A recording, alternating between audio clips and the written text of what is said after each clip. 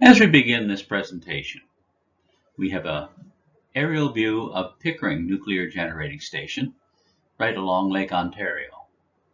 These four dome structures in the foreground are P.Eng A, and the four dome structures a little further off are P.Eng B. And this large silo-like building is the vacuum building. We're going to be talking about a self-assessment or audit methodology that Dr. George Staniewski and I, as Enroll Inc., used and developed to do a self-assessment last fall at both Darlington and P.Eng Nuclear Generating Station.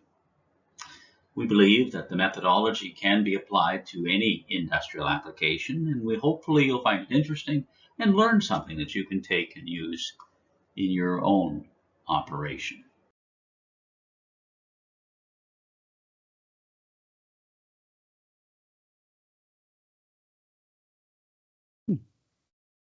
Okay. Yep, got it. Yep, it's working. A lubrication program self-assessment is to observe how the industry is actually addressing a new, it shouldn't be new, but a new phenomena. And it's a change from consumable, lubricants being a consumable, to actually an asset, a key asset, like any other component in the equipment, in the operation.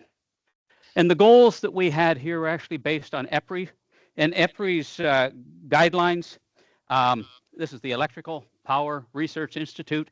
They are basically for all power generating facilities a guru, but more specifically, or most specifically in this case, nuclear power. And the nuclear power facilities in the US and Canada and parts of Europe hang almost on every word that they, or every document that they put out. And they actually participated in this, but they state that the primary goal of a nuclear power generation industry is to generate reliable electricity sustainably in a safe and affordable manner using employee expertise. And the idea of this picture, of this image, was to show that it's based on four pillars: safety, reliability, human performance, and value for money. Those are actually the pillars that EPRI identify as key. And before conducting a self-assessment, you have to have a good understanding of the system. System design, the operation, as well as the role that the lubricants play. In industry, lubricants play a dual role. And a lot of us forget that there's actually a dual role here. Perform specific design function, making them an integral part of the equipment. They're designed to carry the load, lubricate a point, carry away heat, dirt, and things like that we do know. The second part is they act as a source of information on the equipment condition, key information that can be taken from taking samples or monitoring performance of the lubricant. And that's the dual role, the key that we need to remember here.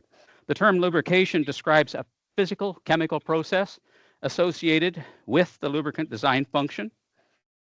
Although it can extend to other applications such as hydraulics or transformer oils or other places where mineral oils or chemical fluids are actually used, but they're all lumped under the term lubrication. The term lubrication and lubrication program have much greater meaning when you consider the two principles. And here, just so you know, zipped in, this slide is not to show the operation of a nuclear power plant. Instead, it's to identify the lubricants and the applications that the lubricants are actually being used in and exposed to, the conditions. So I put that warning up there. If you start asking questions, I could probably tolerate one or two questions, and George is here. He could answer the other questions, but the idea is not to talk about how a nuclear facility works, but more to show the kind of operation. For example, we have a pump motor, lubrication, hydraulic fluid, pressurized pump motor. So these are the motors that are being lubricated. The pumps themselves are being lubricated by the fluid that they're pumping around. The moderator, which is actually where in the green,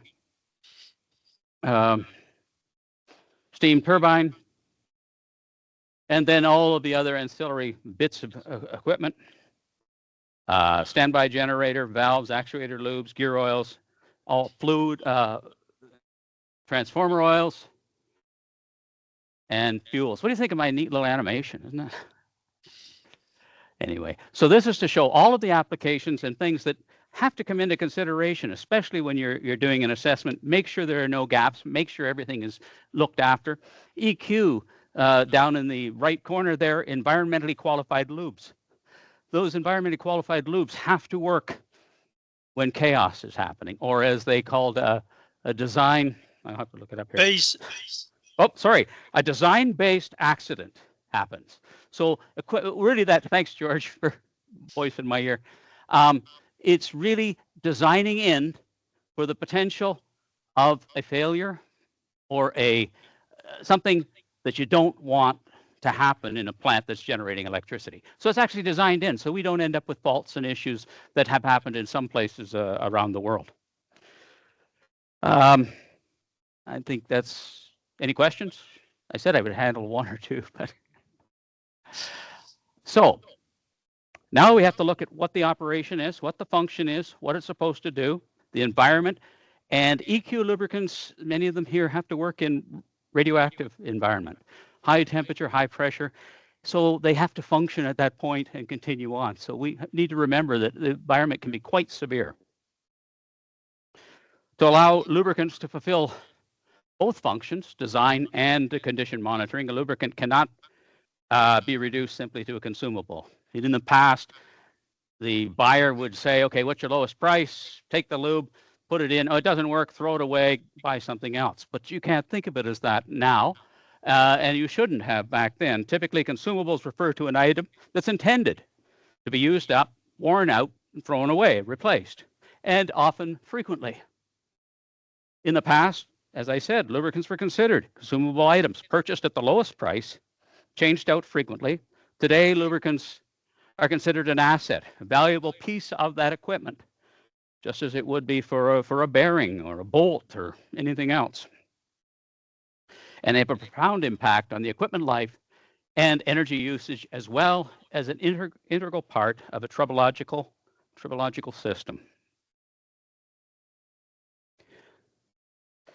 In addition, lubricants must properly associated with the appropriate lubrication activity, the selection of the lubricant, storage, application, disposal. All these have to be taken into account when you're choosing the lubricant and putting the lubricant in place, as well as sample testing, analysis, and recommendations on the next actions, what's going to happen.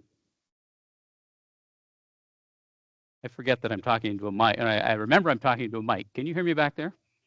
Okay, yes. Good. Yeah, thanks, George. The above lubricant process is typically shared and coordinated between different organizational groups for optimum effectiveness. And the lubricant program is the element essential for equipment operation and thus critical to sustainable asset management. And this is all a build up to why NROL was called in to put together a team to help or to do the self-assessment or audit at OPG's 2 stations. Risk awareness and machinery asset management is key concern. Do you want to know what risks you have? You want to manage them, both for business and for government. Government has lots of regulations and they helping to manage things. Within the power industry, within the power generation industry, this drives their strategy to focus on the reliability of the operating equipment and the availability of the standby equipment. And that is key. Standby, you think, oh, it's just redundant, it's just extra. But actually the standby equipment is the equipment that kicks into action when you want to prevent a major design. What is it, George? Design-based accident. Design-based accident. It's nice when I have somebody to give me the answers. I wish in school I had somebody whispering in my ear at exam time. To maintain high safety and reliability, it is critical to understand all potential failure modes. So FMEA, how many have been involved in FMEA work in their organization? Anybody? 1, 2. FMEA, failure mode and effect analysis. It's a tool to look at all potential failure modes in all operations. We used to be good at that at Imperial Oil. I don't know if you were there at that time. Yeah. So we sit down and we look at all the potential failure modes. You decide what the effect will be. Can you handle that risk? And if not, you have to come up with some other answer and you analyze it. So FMEA is a tool typically used to accomplish this understanding of the failure. It's the first step to determine the severity of the potential failure mode, followed by the frequency of occurrence. How often is it going to happen? If it's going to be every other day, we got to go back to the design stage. But if it's infrequent and it doesn't affect life and limb, I guess that's really what we used to talk about in Imperial Oil. You don't want to appear on the front page of the paper, but if it's a leak and it can be mopped up before it does any damage, then you put into effect a new process to manage that kind of thing. So here you determine the severity of the mode, followed by the frequency of occurrence, and which together determines the criticality. How critical will the risk of a particular failure be?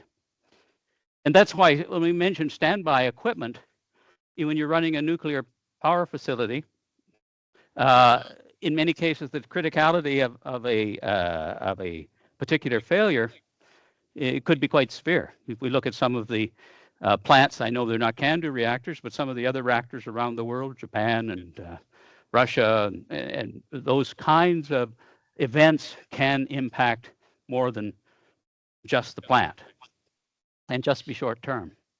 The other point that I need to make here, in a nuclear industry, certain terms are reserved for specific processes. What we did really was an audit. We audited the facility. The only reason we don't call it that and we call it a self-assessment was because it has that term audit is used for very formal assessments performed by external experts. So far, that's still us. With minimal participation from staff, that's still us.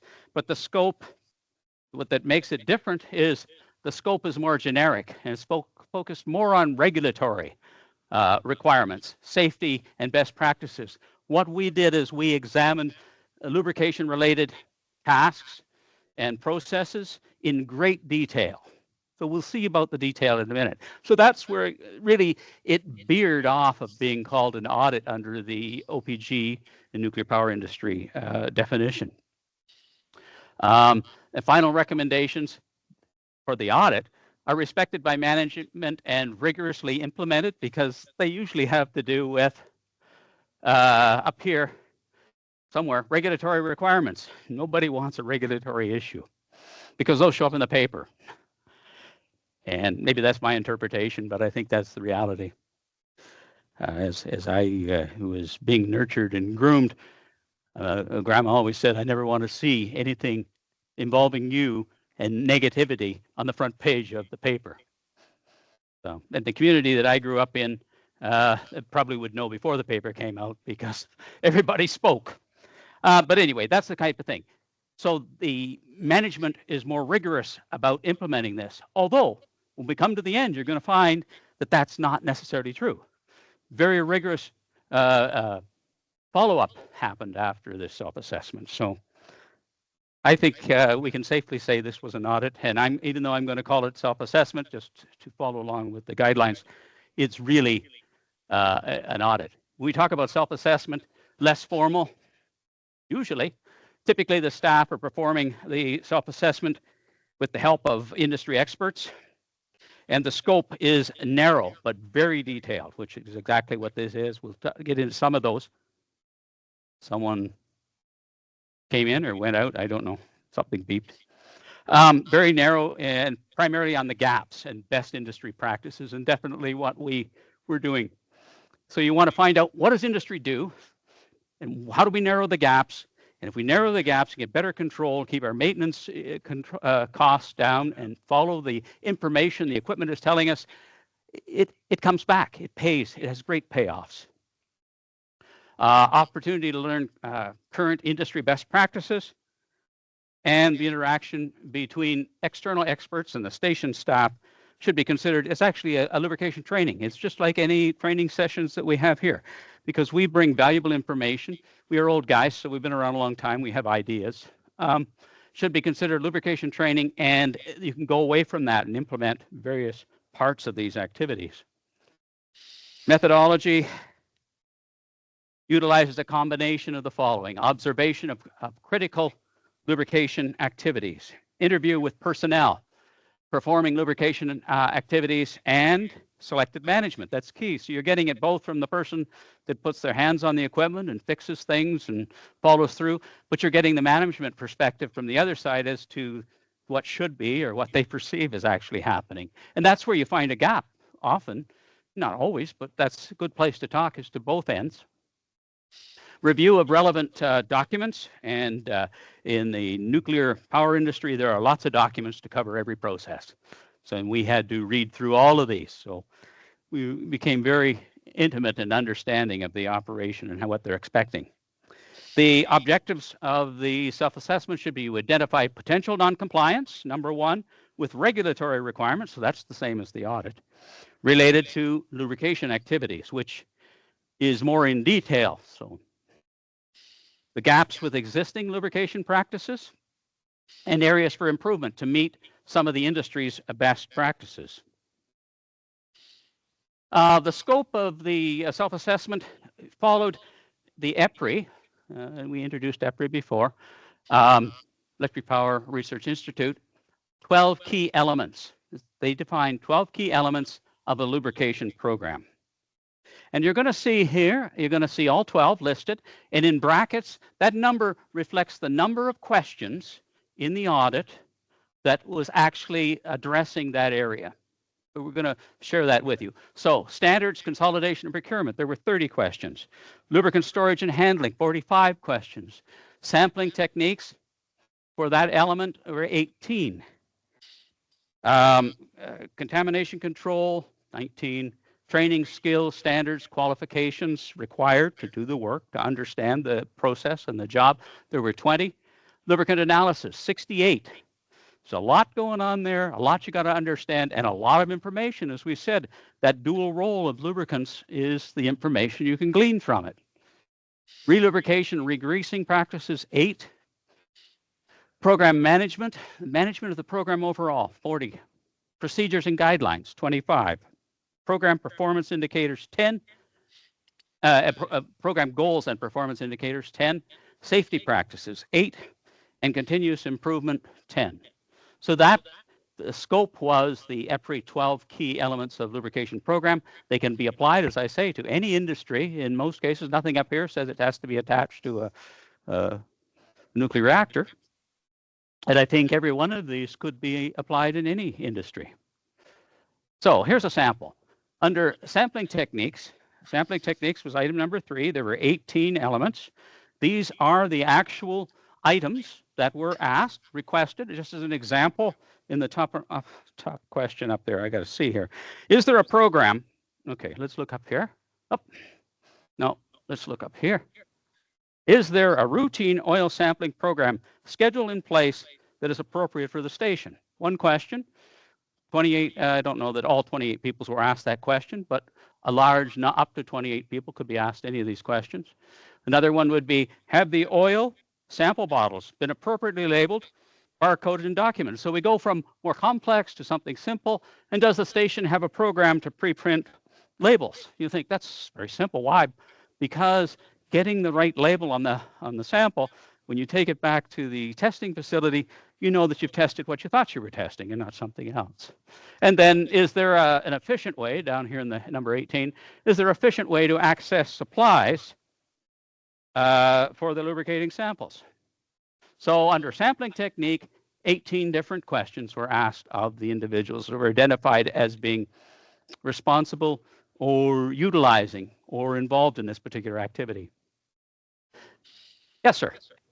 Sure. Let me come down here so that I can hear. Yeah. Yeah. It could be. Yeah.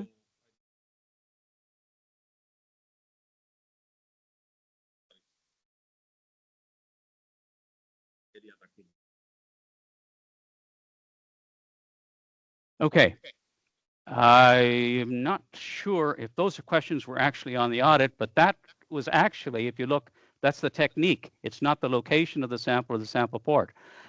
I think the question you're asking about, where is the application more? Yeah, okay. Yep.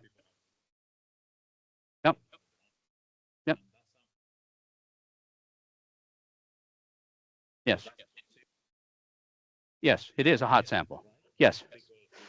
Oh, you didn't see anything up here for hot samples. It is included in here. There is a process, and if I were to go through the 306 questions, I could show you the group. But yes, everything, even to be shipped here, we're in the Connectrix building, is how is hot samples checked. They are tested there, checked for gross gamma and gross tritium. gamma and Tritium. tritium.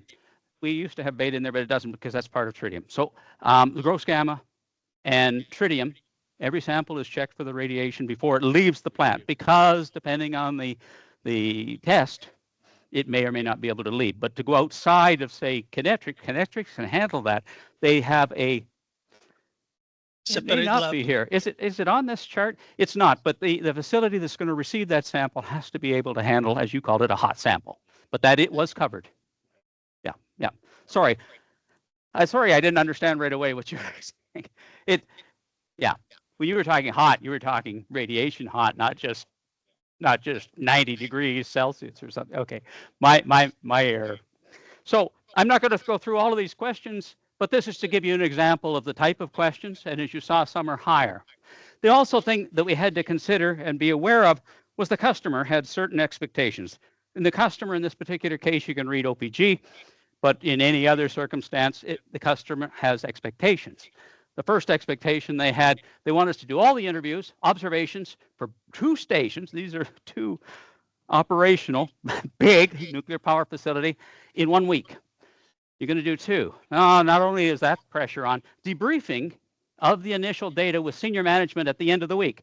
So, okay, they want that on the Friday. That leaves, we only got 4 days left in the week, and that's 2 days to each station. And the final report in 1 month. Well, that's not an issue compared to the barrier or the mountain that was built with the first 2. We did it, and we'll tell you how they do it and how you want to do it. Final report in 1 month. That report has to have an executive summary so that you can quickly understand what the body of the document is.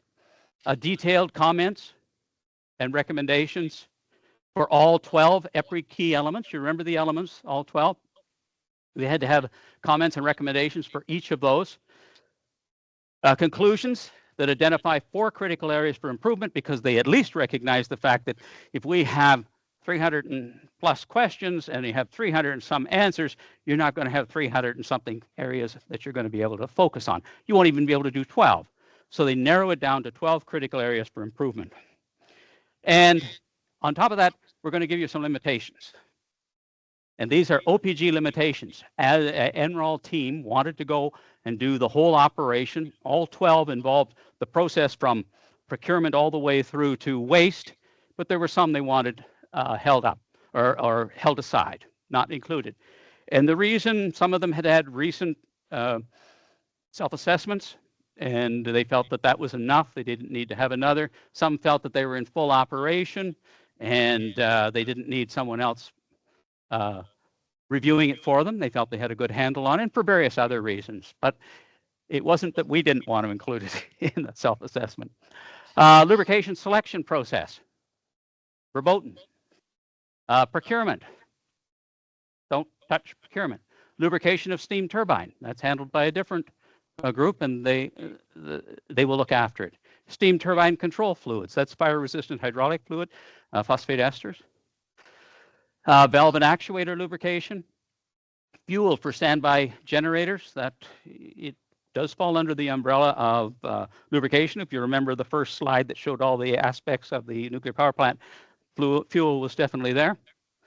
And transformer fluids, and that was handled by a separate group outside. Okay, so those are our limitations. Those are the things that, okay, we understand. Customers' expectations were achievable. Why were they achievable? How were they achievable?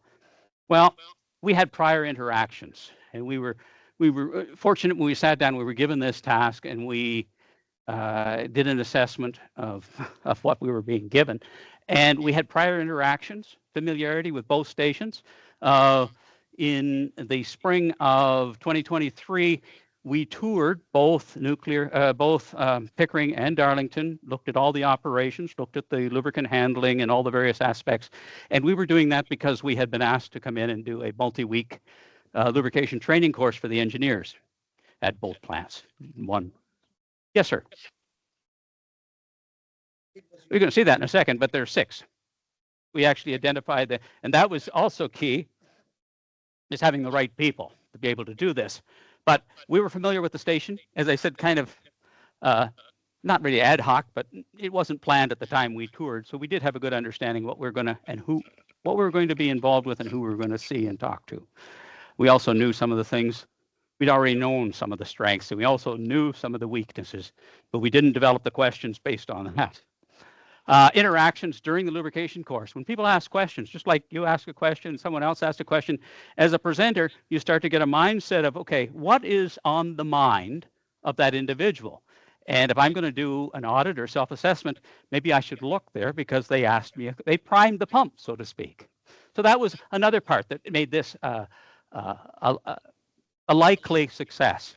And it would be, if you're going to do an audit, you want to know the operation, you want to know what people are making, you want to know what people are thinking, what breaks down, what are they tired of doing and fixing over and over again. You want to know that. Prep work. Review of the station's lubrication-related documentation. There are reams of documents, and George and I tested our reading skills for several months. We were going through these documents to prepare the course, but then we revisited all the documents that we looked at. Selection of team members, key, and I'm going to give you the team list, the skill set that they had with global expertise and in specific lubrication areas. Assessment, each team expert is responsible for a specific lubrication area. So we all didn't just go holus bolus through the plant. There were 12 key elements, and each of the team member, each of the 6 had 2 elements who were their responsibility. You'll see that in a minute. Daily team debriefing. So you go out, you work all day, you get all your questions and observations completed and your notes made, and you fill in. We had documents that could be filled in fairly efficiently but accurately so that we could make sense of it. It wasn't a scribble on the back of a, well, you can't say cigarette package because nobody smokes anymore, but the back of a napkin from the dinner the night before. No. We had a debriefing. We would sit down and discuss the issues, understand what each member of the team experienced, and came up with notes from those debriefings. And members compiled their own summary of the specific areas that were their responsibility. This is beyond the check chart, so to speak. The team. Who was the team? As I said, there were 6 people. Lubrication chemist with application in industrial lubricant manufacturing, research and development expertise, specific power generation lubricant application expertise, and a worldwide lubrication instructor. What was this individual responsible for? Standard number 1. Standards and consolidation, element number 1, standards and consolidation, and procedures and guidelines. So number 1 and number 9. Second member of the team was a leading global expert. Keep hearing a ding, but I guess it doesn't matter. Expert in tribology, subject matter expert in nuclear power generation, generation lubrication programs, plain and rolling element bearings, lubricant degradation, training, and qualification, participated in the OPG lubrication audits in 2010 and 2014. That's a key point, is somebody that's already had audit expertise. The first person had audit expertise too, but it was in a different industry. Yep, you okay? And the elements of their responsibility, training, skill, standards, qualifications, and program management. So element 5 and 8. And 3, EPRI. This is an EPRI principal team lead with expertise in nuclear maintenance application and lubrication, rotating equipment and maintenance strategy for equipment reliability, participated in the OPG audit in 2010 and 2014. And the goals and performance indicators, number 10, and continuous improvement, number 12. As you can see, there's no duplication. Each person is responsible for 2 areas and just those 2 areas. But we would all debrief and understand what's what. Internationally recognized recognized lubrication expert and leader in oil and grease testing and data interpretation, providing expertise for a major industry for major industrial companies. Participated in OPG lubrication audit in 2010 and 2014. And that individual responsible for lubricant analysis and relubrication and regreasing. I don't know if you're getting the pattern, but each person in their area of expertise is assigned something of that area. That's kind of phenomenal. I know I worked in a company where you wouldn't be given the job you're good at usually. Did I say that out loud? But that's okay. But you'll learn a lot. Expert in proactivity, industrial lubrication, providing strengths in lubricant storage, handling, oil sampling, involvement in lubrication audits at thermal OPG station and Bruce Power. They're giving storage and handling and safe practices, element 2 and 11. And the last member of the outside expert team is an industrial expert and lead research scientist in radioactive materials and chemistry testing laboratory, currently leading a team for contamination control, lubricating oil and grease testing, the primary contact for external testing of OPG lubricants, providing support and test data analysis and interpretation.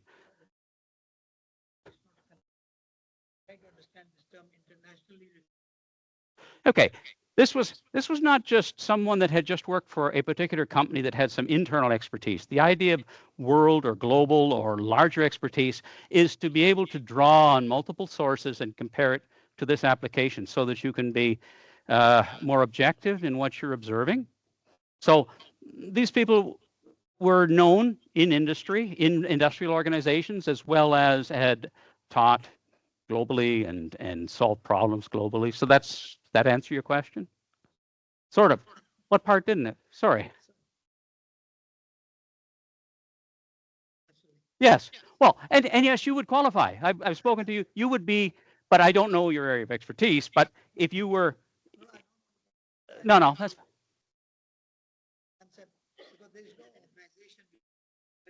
No, there isn't an organization that has these that you can hand it and say no.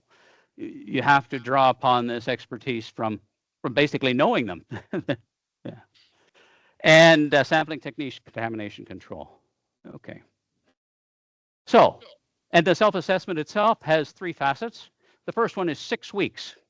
And in that, we have to get approval of the process that we had from our customer, a selection of the self-assessment team. We had to come up with these 6 individuals, and it's not always a first time through. Not everybody agrees the first time through, but we knew what we wanted. Review related relevant documents. So going back over all the documents and some of the additional documents, both obsolete and current documents, to understand past operating experience and prepare comments and recommendations on all of those.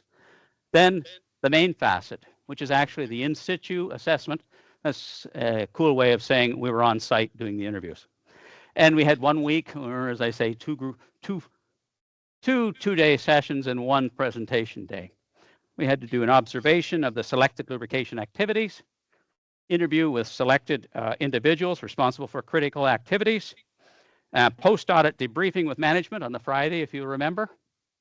And final, 4 weeks, statistical analysis of the collected information, a summary of collected data and formulation of the final recommendations. And you would have to do this with any audit. Now, this isn't magic or special, and that's why I say it can be applied to anything, any industry. Final recommendations, preparation, and hopefully you have more time, but and preparation of the final document, and then the final presentation to management. The self-assessment team applied 2 principles, 2 different rating processes. The first process determines the strength of the customer lubrication activity. So looking at most of this was under the maintenance umbrella, you would say, but looking at the activities, finding areas for improvements, and we used terms and guidelines defined by INPO and WANO. INPO, anybody know what that is? It's the Institute of Nuclear Power Operations. And they come up, like EPRI, they came up with concepts and thoughts and management, but EPRI is kind of a collector of all this information and disseminator. In plant evaluation, And we'll talk about the second in a minute. I ran ahead of myself. And the other one, WANO, is the World Association of Nuclear Operations, and is a peer review process in their work.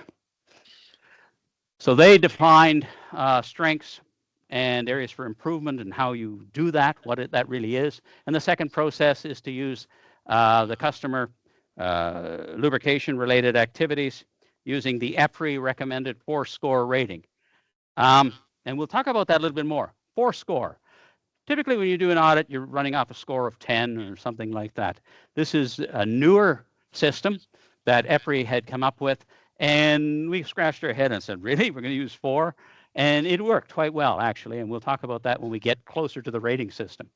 The first audit rating follows the IMPO plant evaluation and the WANO peer review process. Strength, this is how they define a strength. It's a significant functional practice, activity, or process employed by a station or a plant or an operation to achieve high performance. Okay, so that's your strength. Areas for improvement is a functional problem or vulnerability that needs to be resolved to operate the plant safely and reliably. Okay, that's our definition. It's very tight, it's not subjective. It's not difficult to keep an understanding of this is what we're looking at and this is what we're looking for. And the scoring process, I said the 4-score, the EPRI 4-scale rating for self-assessment. 4 points. If we look at the points, we have the first one, non-compliance. Number 1, that's pretty easy. You're not in compliance. You don't have a process. You don't know what you're doing. That's number 1. Process, no process exists. Okay, I can say yes or no to that. There's no 2.5 rating or maybe a 3 or out of 10 or something. No process exists. You get a 1. Needs improvement. What does that mean? Well, that means a process is in place, but A, not being used, enforced at the site, or B, read that, it's easier to see up there, does not represent the essential elements needed to be successful or leads to a risk of equipment failure. Okay, is this going to cause a failure? Could it potentially cause a failure? I can do 2. I can rate 2. Yeah. Compliance. Processes and procedures are in place, and notify employees or personnel when updates are required, and developing key metrics. So you've got something to measure it, you notify people when something needs to change, and there's a procedure. You can go to the procedure. So that's compliance. That's like, okay, things are working. Industry best. So what's industry best? The process and procedures are well documented, and the metrics are established to notify personnel of the status of control and update adjustments as needed. Consider industry leading position. So this is pretty well laid out. And after I understood the 4-score rating from EPRI, I said, okay, we can do this. Yeah, it's good. I actually like the 4-scale rating. And if I were to do another audit in the future, instead of the 10 scale that we all go by, or a larger scale, I think I would draw upon that same wisdom that we learned. In summary, the EPRI 12 key areas for improvement. Keep elements representing the primary assessment. I looked down and saw the wrong word. Primary assessment section. Each section contains various number of questions and observations. As I already revealed, we had 306 items. And I call them items because some are questions to interview people, and some are observation of a practice or a particular facility. So I can't label them all as questions, even though they really were a question. You weren't asking it in that fashion. And during the self-assessment, 28 individuals from the stations were interviewed by a subset of 9 different auditors. Anything new on that screen? 9. There were 6, there's 9. I just give you a chance to ask the question. The reason we say 9 is there were the 6 external experts that were identified and 3 customer personnel. They were along primarily as a learning process, or if we had some question to ask about operation or something of that nature, but they were there and they were primarily in a learning role. But they also worked, and we listened to the things that they observed.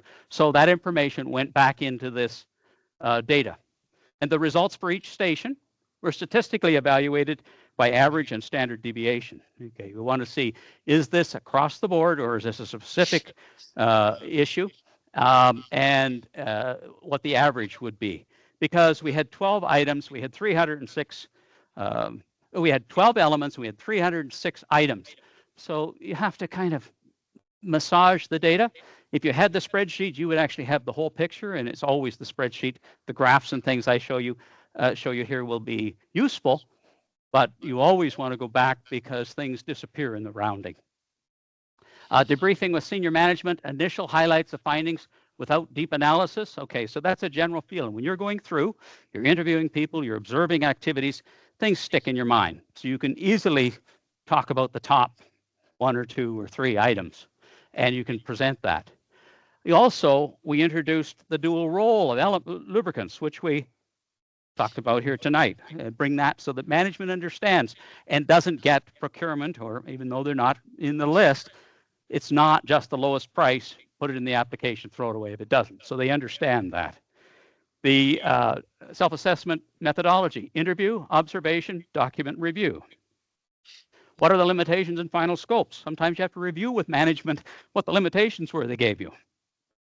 And initial, final scope. Team members, we introduced all the team members just like we did for you. And initial results, strengths and areas for improvements defined by the methodology from Ueno and IMPO. And we use spider plots because visuals are often good. When you've got 12 items or more, you can look at a spider plot. Some may realize or think of these as radar plots, but you can look at those and quickly understand areas of issue, gap, areas where you stand out.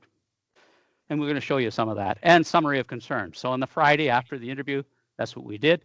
And we also had pulled together 4 recommendations for improvement. And I think all 4 of them maintained through to the end, but maybe not. I'll have to check that.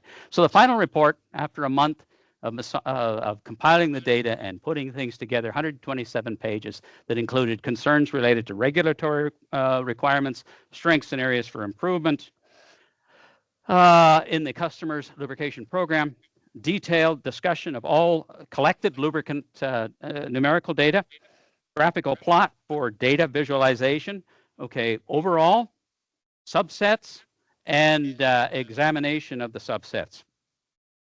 A graphical plot for data visualization, overall conclusions and recommendations, and a comparison between 2023 and 2010 self-assessments. We were able to put them together. I will say that one was written in the 10 system, one was written in the 4, but we were able to take that data and statistically turn it into a 4 so we could compare it. And prioritization of all recommendations and selection of the 4 most critical.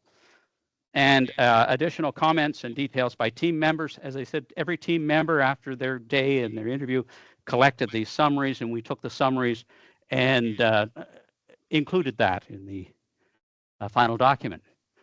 Here's the important point.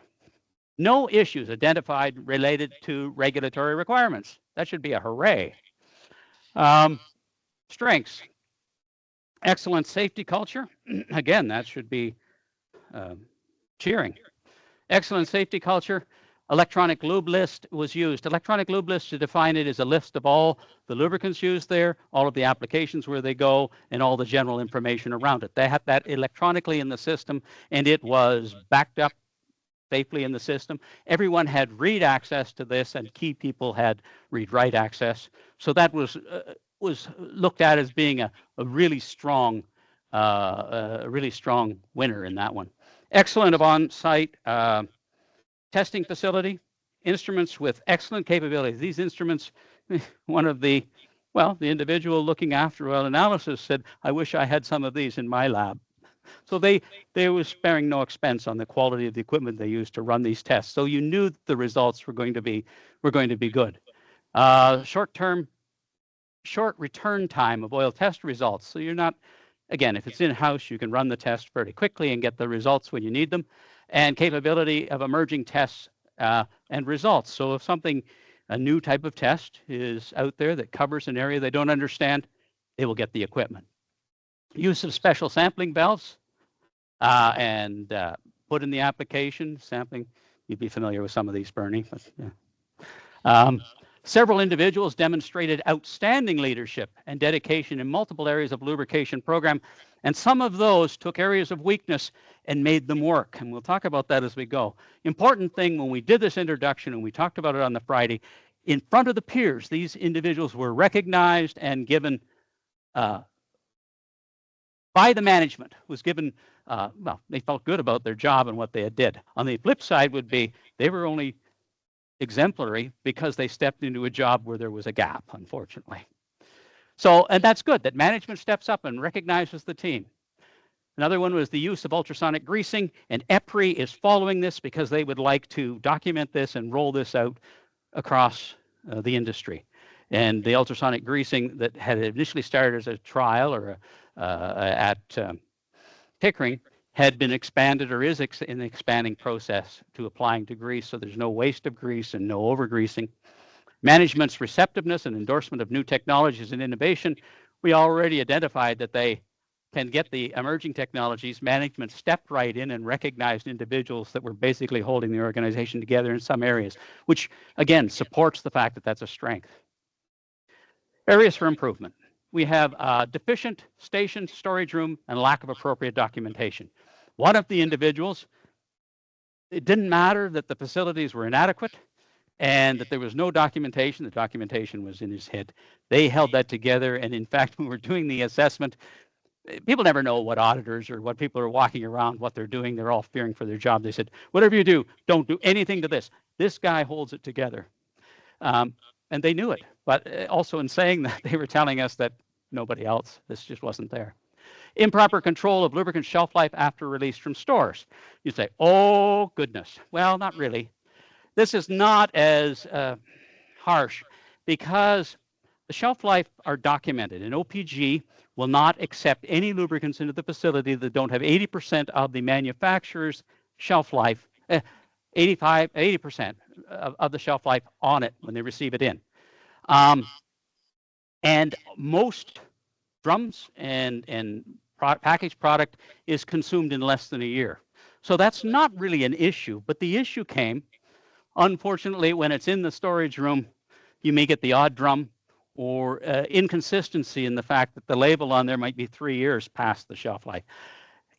They don't use it very much, but it's still there on the floor and could get used. So it had to be documented. But you see that it wasn't as bad as what it looked like, but there was no control. And again, goes back to the documentation. Inadequate knowledge transfer when people retire or move into a new position. Like in any, when you get old like me, somebody might want to know some of the stuff I know, or George for that matter. I mean, we work together and spend a lot of time with our expertise. And inadequate knowledge transfer. So they need documentation for that for the new lubrication personnel so they can gain this wisdom and apply it to their role. Potential extension of component life by more effective use of in situ filtration. They have the equipment. They have the filtration units available for bypass and things. They just, that's why I say more effective. We said more effective use because they have the equipment. They just don't have a process or they don't apply it when it would be best.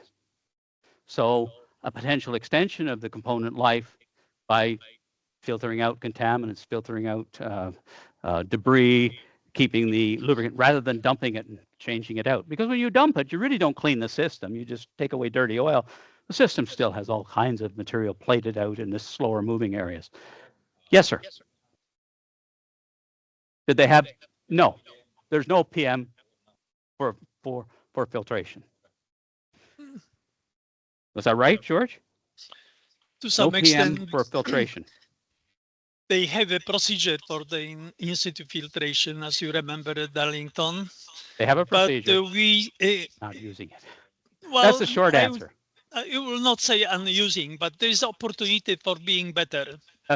Okay, I'm to reel back a little bit. There was an opportunity for doing better. Read between the lines. But yeah, that's really what it was. They could use it more effectively in more places and not just follow the document exactly. It's nice when I have somebody in there telling me when I've overstepped my bounds. I'm sorry? Yeah, it is. Spreadsheet. Just to tell you, we used Excel spreadsheet, huge spreadsheet. We had 2 of them because we have 2 facilities. And it was used to tabulate the results of 306 individual items from multiple sources and auditors. With 2 spreadsheets, that was supposed to emphasize what I just did. 306 rows, 43 columns. Each individual line on the spreadsheet, get down to here, spreadsheet represents a significant item. The calculated average number represents the overall valuation of each item. The standard deviation represents the spread of the station staff's opinions. And each of the every 12 key element section results, the average value of each was used to make a comparison between all sections. The standard deviation, if large, shows a potential concern with the section. And thus the spreadsheet, I'm going to tell you, because you're going to see some nice little graphs and plots here, the spreadsheet actually was the best source of data. It told you things that got lost in the rounding. It told you that they're there, and you should still consider those as either excellent or a gap. Overall visual presentation, and this is a good way to plot data because a lot of us are visual and we can see things right away when it's plotted. If you have to read a lot of verbiage, a lot of lines, do a lot of calculations, it gets lost. So I'm going to say, if you're going to go through this process, do your data, but plot it on a picture so you can sit back and look to see what you've got. Represented the 12 key elements. We had lots of different ways of plotting. The value representing each section is the calculated average, using all items in that section. And if you go back to the very first chart where we listed the key elements, each of those, when we talk about items, it's the number in the brackets beside that. Those were all the items in that section that got averaged and calculated. Thus, the overall spider graph represents the same average values as the spreadsheet. Same average values of the spreadsheet, not the individual values. However, the value on the overall graphs are still a simplified version of the spreadsheet, as all item values of the extremes, and I said that, the very good and the very weak, if there's only 1 or 2 examples, they get lost in the rounding. And we'll see an example of that in a minute. I'm going to use visuals here just so you can understand why we use visuals. And so they wouldn't be immediately apparent. Here's an example. This is a plot of the 12 key elements, and we have the same names all the way around. The numbers in brackets were the overall average value. And if you look here, we have a red. This is the black hole in the middle. That's where you don't want to be. Green is good. 4 is on the outside. That's exemplary, best in class. 3 is okay. You're doing what you should be doing. Really, beige is where everyone's operating, and beige is not bad as long as it's closer to the 3 end and not closer to the 1 end. And red indicates a problem. And if you remember what 1's definition was, there's no process. So it's not hard to imagine why we put red there. And if you can get less than 1, if that really could happen, that's why you're in the black hole. So this is kind of an overall picture. Looks pretty good. We see out here, we see, oh, safety practices, procedures, they're doing really well. We said that was one of their strengths. The rest of it looks pretty much the same. So we're not getting the gaps, the standouts from that kind of a plot. Visualization gives a simplified version of the spreadsheet. Due to the large number of items in each section, for data simplification, the like items were grouped. And the average and the standard deviation of the group were then calculated. The entire section was then presented visually as a group instead of an individual item. So those numbers that you saw in that last spider graph were that kind of grouped average. So you can imagine that there were, and I'm kind of giving a foreshadowing because things are lost in the rounding. For example, the section standards and consolidation, there were 30 specific items, which after like item grouping, the item number was reduced down to 14. Now you think, okay, we've grouped into 14, that's roughly 2 in each section. Well, not quite, because this is really what happened. We have standards for environmentally qualified. It was 1 item, 1. So that number is a good number, I mean, by itself. Consolidation, 2, 1, 2, 2. If you go all the way around, And then under procedures and documentations, really rounded out. And it had 13 elements. So if you add this up, you're going to get your 30, but you have your 14 elements plot on the plot. Visual presentation of 12 key elements. We talked about this. We looked at this one before. We see safety practices are good.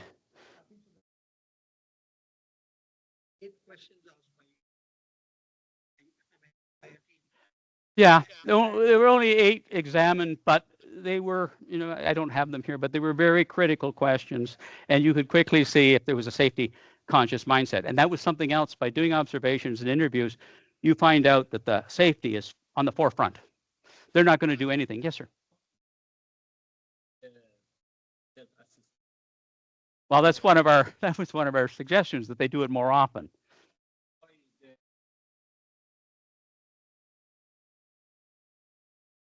Because there wasn't much continuous improvement. So you hit it. I actually hit one of the key recommendations is do this more often. It had been 13 years since the previous one, 2010 to 2013. Well, you would, and you would come up with more ideas on what things had happened. And that was really identified. That is surprising. If you're really focused on growth and management supports it, they demonstrated that. So if that's true, that should be better than a 2.15. That's actually almost down to the unacceptable level. And you picked up on that. That's what a visual does. So let's look at program management, 2.68. 2.68, that's not bad, pretty close to 3, right? If you rounded it up. Let me show you. There's program management. There were 40 items, was consolidated to 36. Oh, that's not a bad consolidation. It was shown on 3 graphs. This is the last of the 3 graphs. This is question or item 25 to 36. These are consolidated. It doesn't go to 40 because we'd already consolidated at this point. Now, when you saw that last graph, you saw this, and you see that that program management number there, would you have perceived that there would be a valley like this? No, but that's what we say, lost in the rounding. So you have to look at data from 2 ways, the visual and the more individual. Really, so that you're not alarmed when you go away. Let's look at 34. 34, can I read it here? No, I can't. Maybe I can. I can't read it here. I'm going to read it up here. That's pretty bad. I should have got my other glasses. I have glasses for reading close-ups. Even though these are supposed to do it, that's ultra close-up. So 34. Is a cost-benefit analysis conducted on the findings of the oil condition monitoring program? Oh, well, that's not bad. That's just math work. It's not critical. The plant's not going to explode. But one of the key questions, and EPRI guides these questions. We did questions too, but EPRI guided, and one of them was, are you documenting that you're getting the bang for the buck? You're spending the money. And that's important when you go through an assessment. Are you, and if we look at 35 is, are you doing the math? 34 is, are you doing the math? And are the station staff informed of the return on investment, ROI, of the oil condition monitoring program? So are you doing the calculation to know if you're getting money's worth? And are you telling people? People have to know that their job is meaningful. It's important. And if it's not meaningful, then don't do it. So that got lost in the rounding, but that's still important, and that's something that has to be changed. Comparison between 2023 and 2010 self-assessment. And, oh, there it is. Sorry. I thought I had put that one automatic. I didn't look up. So if we look at it, what's the first thing you notice? Does anybody want to take a risk here? What's your first observation? If you're comparing 2010 and 2023, what would you say? Not much change. Okay, and like you were saying, continuous improvement. It wouldn't look like this, would it? Okay, that's and to be fair to the overall situation, I will lay the groundwork in, and they didn't do any other self-assessments in between. They should have. Safety practices still high. That's improved. They took out something already high and got better. Most of the other is pretty much the same. But in the time period in between, each of the plants was industry-wide recognized and given an award for best practices. And sometimes when you give people an award, they relax. And I think, from my opinion, that that's what happened here. Is people say, we're good, we're the best, because they didn't do a self-assessment to say, yes, you laid back on your laurels. So that's my addition in there. It's not on the agenda or on the script, but I think that's what happened. Is they didn't lose that any ground, really, not that much, but they didn't gain much.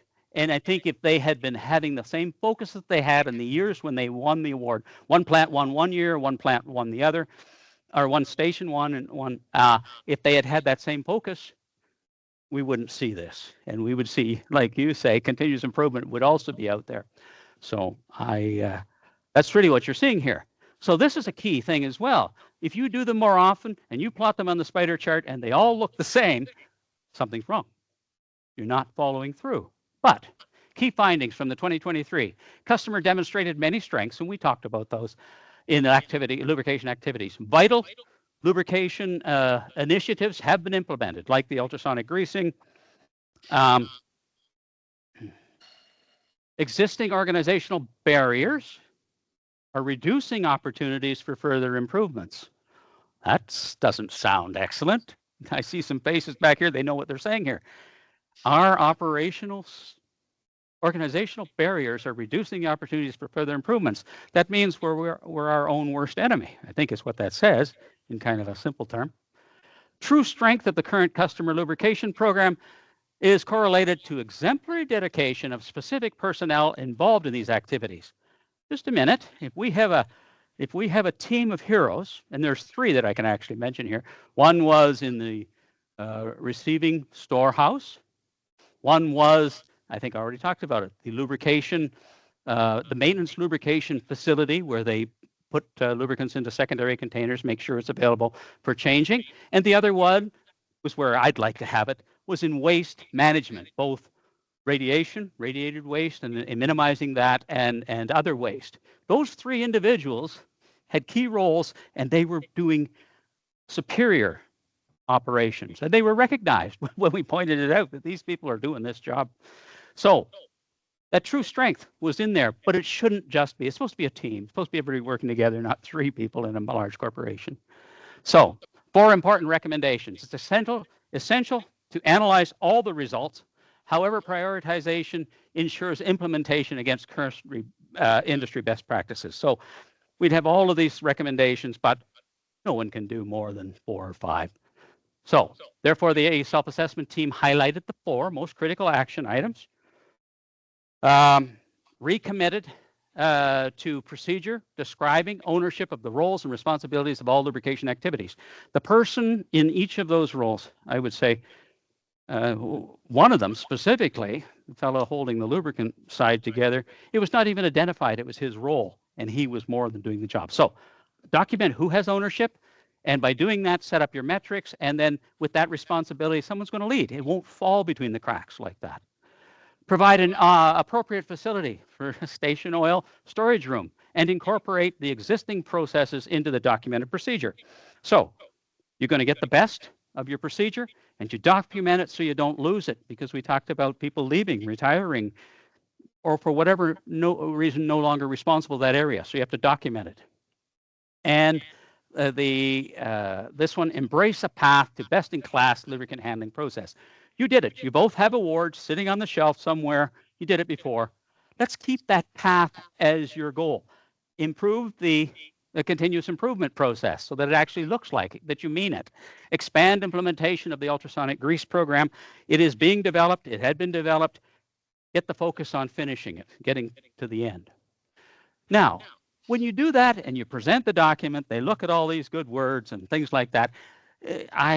In the past, many times you do this, it sits in a drawer, collects dust, and nothing happens. Good news here is, further to the self-assessment final report, the presentation, the stations reviewed and accepted all our recommendations.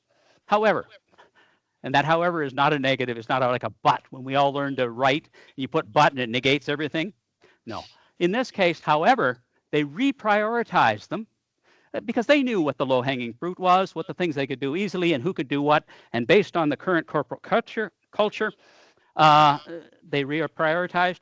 Actions have been assigned to each one with an individual responsible, and most importantly, a specific date for implementation. The dates weren't all in the past. The dates are still ongoing. Some have been completed, though. So this is, when you do an assessment like this and you hear this and you're presented with this data, it makes you feel good that you actually accomplished something, and someone actually, like we talked about the audit, someone actually took initiative, that there was something real that you handed them, and they're in progress. Final remarks.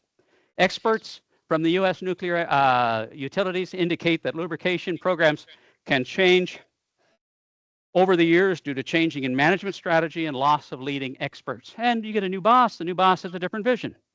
And so you lose that, and you lose it during a time period. There are also other factors that can influence the status of a lubrication program.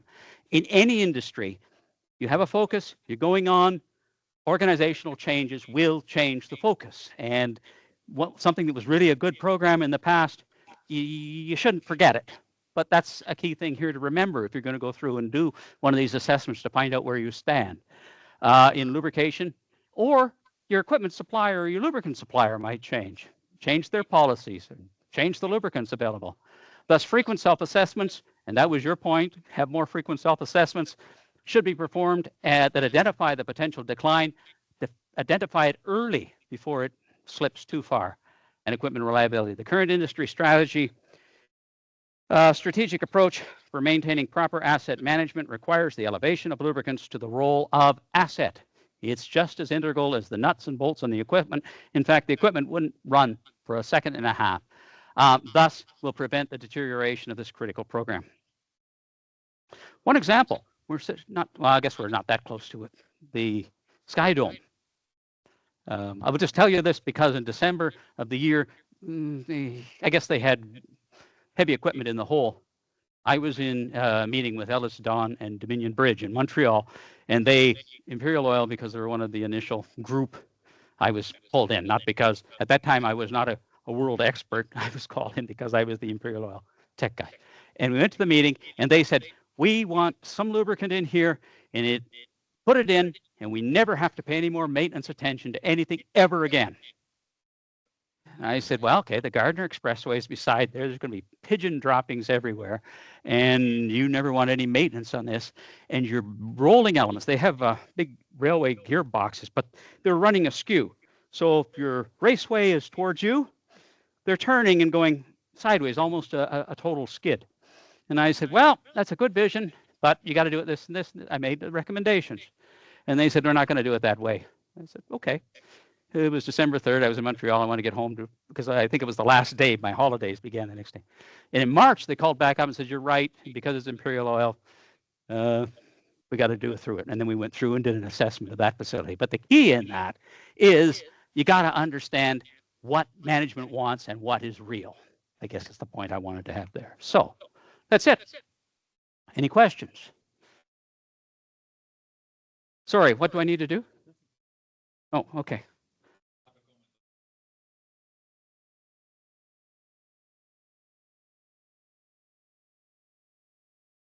I'm sorry, I can't hear. I'm too old. They actually have this in my Goodyear.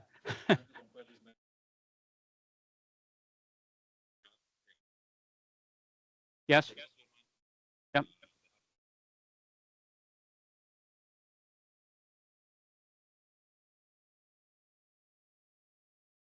Yep. Yep. And you go through and mark it and evaluate. Yep.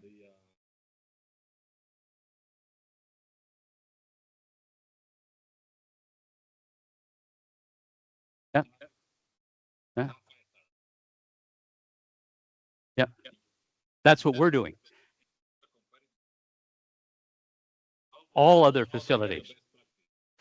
Okay, the best practices come from, like you would, oil suppliers, and from suppliers of assessment of lubricants, and from EPRI, who documents these items. And you look at they have OPEX, and the plant runs on OPEX, a database of OPEX. What is OPEX? Operating experience, and they document it. So it's much the same.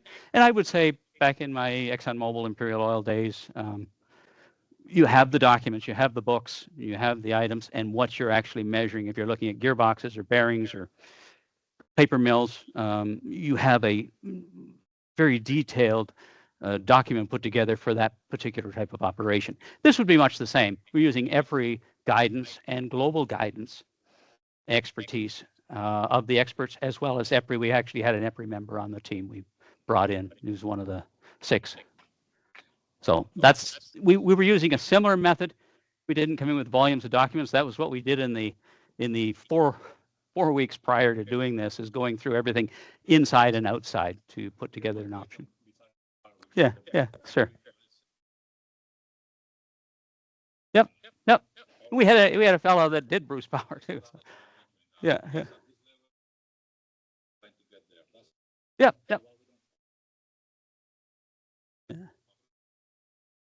Yeah. At this point, they really, because it had been so long, they didn't know where they were. They knew they had won awards, but they didn't know how far away from the awards they had gotten.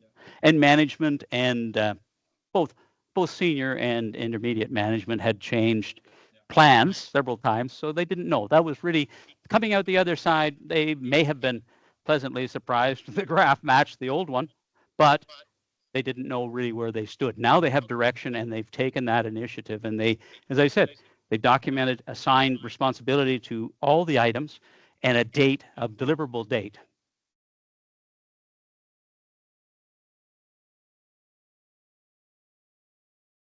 Yeah, and in this particular case, the comparison to other people was what we brought. For themselves, it was looking at the self-assessment in 2010. There was one in 2014, but it wasn't specific lubrication-related activities. That's why it wasn't included in here. And so that's what they did. Now, I would like to see them do it again in 2, 3 or so years and compare it to the best practices in industry, not compare it to 2023 self-assessment. Anybody online that has a question? No? Who have we got left up there? Ken? No? He what? Oh, that's unfortunate. Okay. Really, it was that clear or that poor? Okay. Well, I think the methodology here, and unless somebody could tell me that I'm somewhat mistaken, I think what we've presented here could be applied to any industry. And we wouldn't keep saying nuclear power, but you could apply it to any industry. And if you used even those 12 key elements, they make sense. It's a different way of doing it. Behind each one of those 12, there is some depth. So.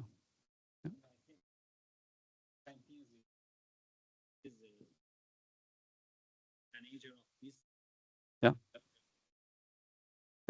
Yeah. Yes. Well, and that's key in this. They believed it when we presented the document. Well, no, that's right. If he doesn't believe in it, he's only doing it to check off a box because somebody, some OEM or somebody like that said you got to do that. Then it's not really worth the time, the effort, or the money they paid for it. But it's that's good, and the fact that they now have people implementing.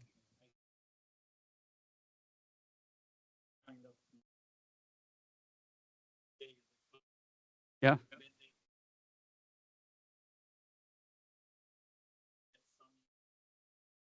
Yeah.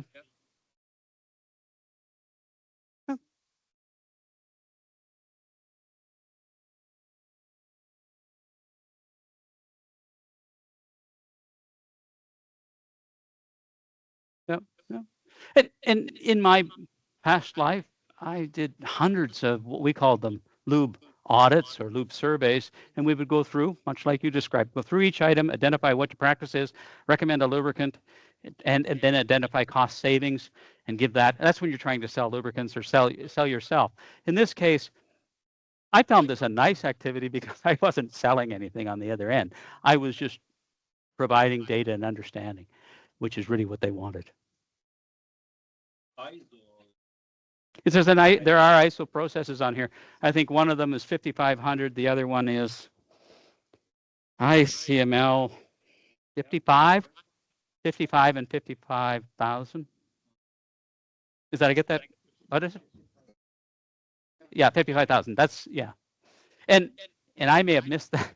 It's in my notes, but whenever I get spieling, sometimes I miss it. But those are the standard behind it. Yep. Jim.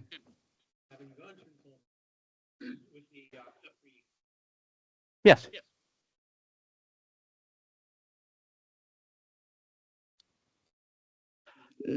Well, it's interesting. Let me elaborate. They have a number of questions, and I think a lot of them were used in the 2010, and that was expanded upon by the team doing it at that time. They added things in area they saw, and I will say, I would be picking a number out of the air, but something in the nature of 190, 200 something questions. So to get to 300, it has input from the experts on the team as this is what we should do. Rewording of some questions. So just because the question was there before, you say, okay, that's not really going to give us the information or data that we want to see here. We want to get some more than, so no questions were written so that you could give a yes or no. Even if that, I think that top example, do they have a system of whatever to do whatever? You couldn't really say yes or no because you're asking different people, but most questions were redefined as not being yes or no, A or B, so that you're getting, it's like the long-term, long-form written exam. So we expanded on the EPRI questions, but they had already been expanded upon in 2010. And what, sorry, George? You may mention that EPRI is very much interested in getting this. That's a very good point, George. I almost forgot that. EPRI was very interested in our work we did with here, and they've taken it back, and they're going to expand it. They're trying to make it a computer, an online self-assessment tool using, they're going to use the questions we have. They may expand on more at this point, but they were that impressed with the process that we had. And then the spreadsheet format, now I'm sure you'd put that into some other format, but we used Excel. And so thanks, George, for mentioning that. EPRI wants to use that. They were that impressed. So I was impressed. I didn't know we could do this, but no, I knew, but in that time frame, you have to think 2 days, you're going to interview all of the people and understand that facility. And if we hadn't had the pre-work and fortunate enough to have met all these people, it would have been quite a task. So it helped. Yeah. Anyone else?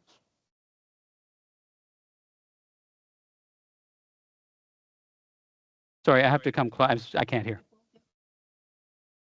Ultrasonic greasing. Ultrasonic greasing is actually you're taking taking the sound level of the equipment as you're adding grease, and as you add grease, the noise, the sound, is changing it to an audible sound. It's not audible. It's very low level. Probably whales would work with it or something like that. But if you're lubricating, the sound comes down and it reaches a point, and then it starts to creep back up.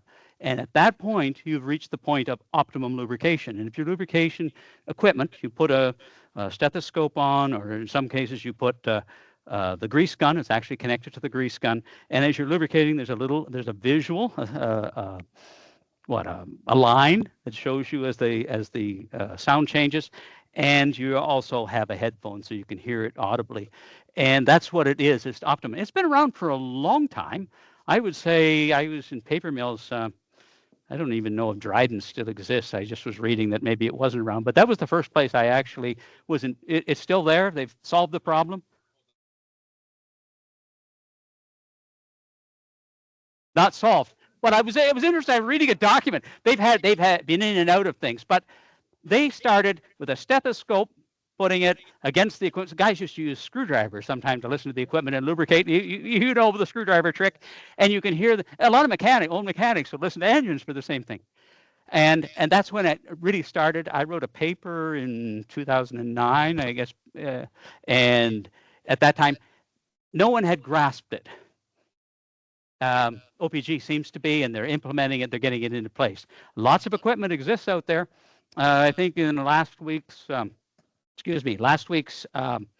course for Hamilton, there actually was some presentations and talk on the equipment, and it's come into its own. But like any technology, it takes a long time. but it's optimum lubrication. You don't just pump in 25 shots because it said 25 shots in the calculation. You're listening and you know exactly when you've got the right amount in there. Does that help? If you look up ultrasonic greasing or sonic or acoustic, it's going to provide you much more detail than I did in that few seconds. Anyone else? No? Thank you.